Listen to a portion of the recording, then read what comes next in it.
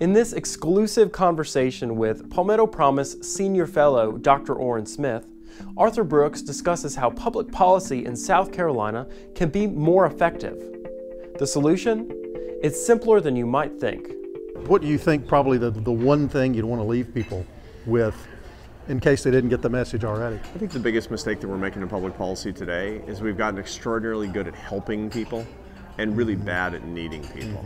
You know, we have too many policies that render people superfluous, that they reward idleness, which, by the way, the problem is not that that hurts GDP, it hurts people. That we make it possible for people to be less necessary for their families. We make it possible for people to be less necessary in their communities and their faiths, and that's the wrong thing to do. People need to be needed. Yeah.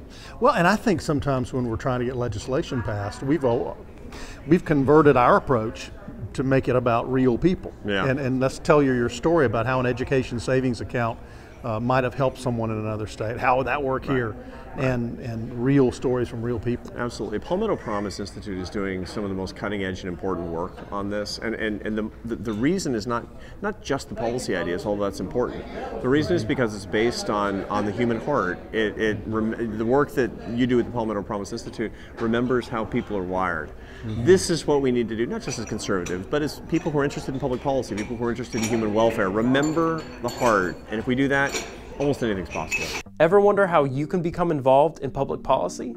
Senator Jim DeMint shares how you can become involved right where you are. What advice would you have for someone who may be watching you right now on video through the Palmetto Promise channel, and they may be saying, what can I do to make my state better? What can I do to make the nation better? Just something that they can do to make it happen. I hear that all over the country. People just say, what can I do? A lot of times they'll say, we're praying for you, what can I do? And obviously helping a new organization like this financially is helpful, whether it's $25 or $2,500. But just staying involved with, like I get the emails from Palmetto Promise when I'm in Washington.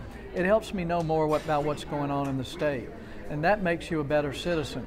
But freedom depends on citizenship. So that's what I know you're working on, is just making sure that you become a better and better source of news and good information.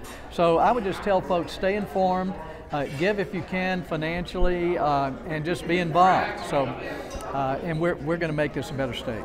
To learn more about Palmetto Promise, visit our website at palmettopromise.org. That's it for this week, everyone. Have a great weekend.